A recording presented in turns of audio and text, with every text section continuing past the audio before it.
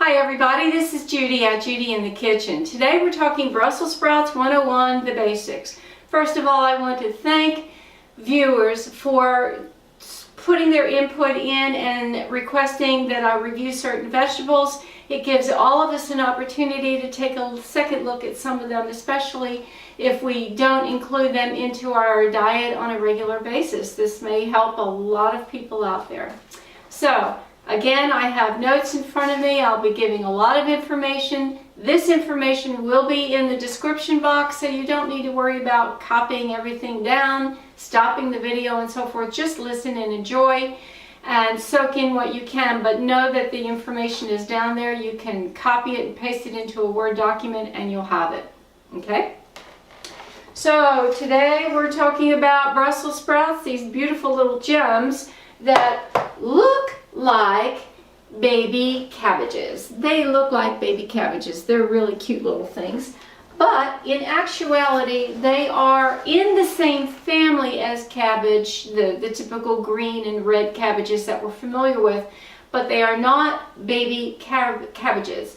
A typical cabbage grows as an individual head in a single plant.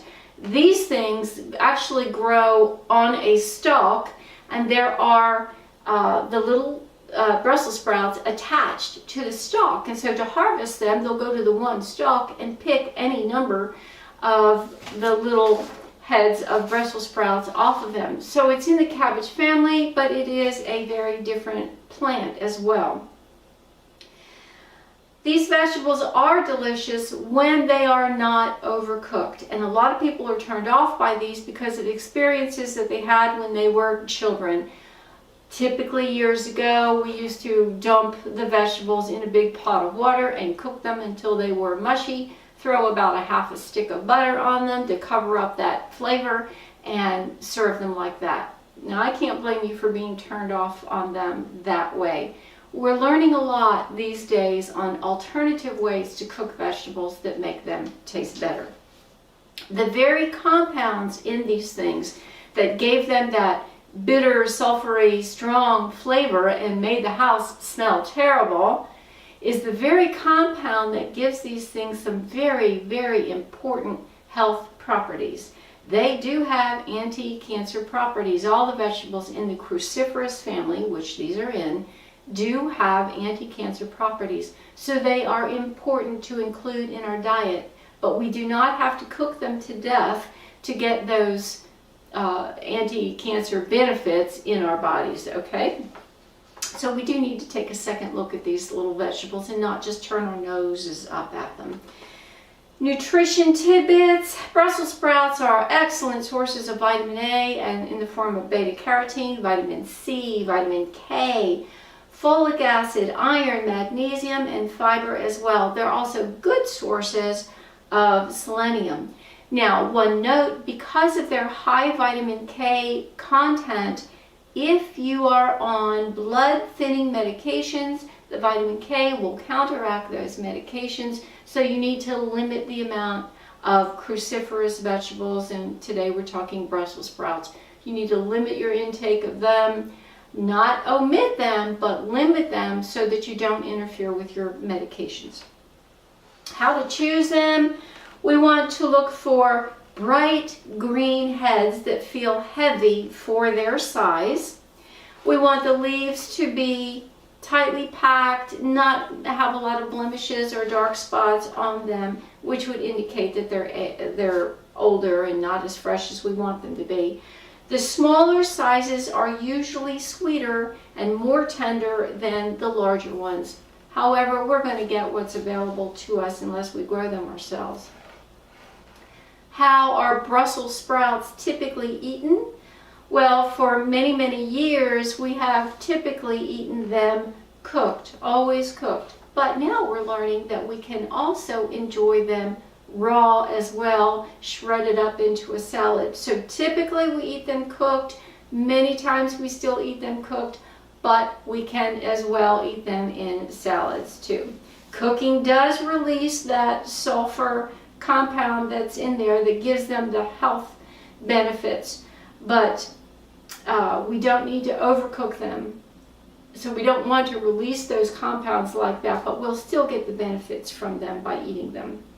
So cooking them for a shorter amount of time if we're using water of any sort, and in the least amount of water works best to help prevent that bitterness, strong flavor that we get. Fresh versus frozen versus canned. They're typically purchased fresh, but you can find them frozen commercially in the grocery store. They're not available canned to the best of my knowledge, and truthfully, with the fact that overcooking does release those sulfur compounds, that's probably why we don't find them canned. Correct me if I'm wrong. If you found canned Brussels sprouts available to you, they may not be. If you don't like that bitter, strong flavor, you may not like them canned. How to prepare them? Well, they all have a little dark stem end on them that's drying out from where they were harvested off of that long stem. So we want to take a sharp knife and cut that little bit off. You want to remove any of the outer leaves that might be loose or discolored or starting to yellow in some way, and they can be left whole. Particularly, these are not real big ones, so I might leave these whole. You can cut them in half, cut them in quarters if you're going to cook them or roast them in some way, or you could shred them if you're going to use them raw in a slaw or salad of some sort, maybe even as a garnish on something. Cooking methods. Brussels sprouts can be boiled, but again, I would not boil them very long, or you're going to have a very strong flavor that you may not like. They can be steamed, again, not overly long. Don't want to cook them to a mush. Roasted, baked, sauteed, stir-fried, used in a salad or a slaw. Now, there are a lot of new ways that are being found in addition to the ones that I mentioned.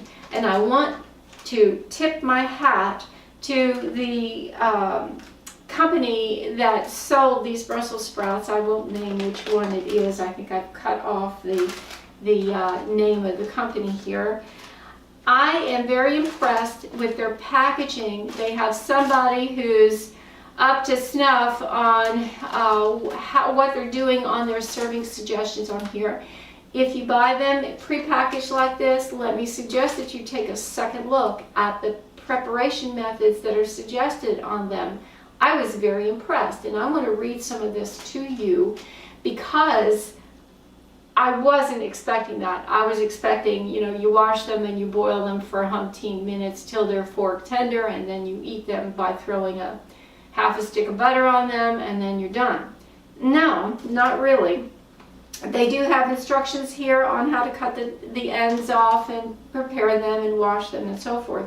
But beyond that, they have oven roasting directions. Hey, this is fabulous, something you would not have seen long ago. And other serving suggestions as well. And I want to read these because I'm very impressed by them. Halve the Brussels sprouts. Obviously, this is after they're washed and trimmed.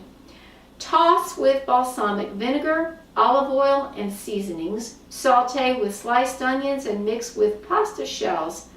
Top with bacon bits. Hey, that sounds really good, right? Yeah, I'm impressed. It's on the package. Another one, marinate Brussels sprouts in barbecue sauce or other savory glaze. Spread evenly on a baking sheet, roast for 20 to 25 minutes, and serve as an appetizer on toothpicks or as a side dish. This sounds wonderful, and it reminds me of one viewer who is now eating Brussels sprouts dipped in salsa. This is along the same lines. So again, my hat goes off, and it's along the same lines as the salsa. So it sounds good, and it works. Steam until tender, drain and coat with butter, toss in seasoned breadcrumbs and cheese, broil until brown for breaded Brussels sprouts. Now that's a new twist. It goes beyond just steaming them. I'm impressed. Another one, the last that we've already mentioned here, is shred or slice thinly to use for a salad, slaw, or as a garnish. I'm impressed. I'm impressed with what's on here. So when you buy them, read the package. You might be finding some interesting recipes on there to use. Now, what if you wind up with more than you can use, and you want to do something with them, you don't feel like you can use them all within the time frame that they're going to stay fresh? You can freeze them. All you need to do is blanch them for 3 to 5 minutes, depending upon the size. These are on the smaller side, so I would go for 3 minutes on that. And then after your time is up, you blanch them, you put them into boiling water, and as soon as they go in, you start that timer. So we go 3 to 5 minutes, scoop them out, put them in an ice water bath, and allow them to stay in there for 3 to 5 minutes until they're completely cool. Drain them well, pack them in freezer bags, label that freezer bag with the date so you know when they went in there. So 5 years later, if you find them, you're going to go, uh-oh, I should have used these earlier. And they will keep well in your freezer for about 1.5 years, 18 months. That's impressive.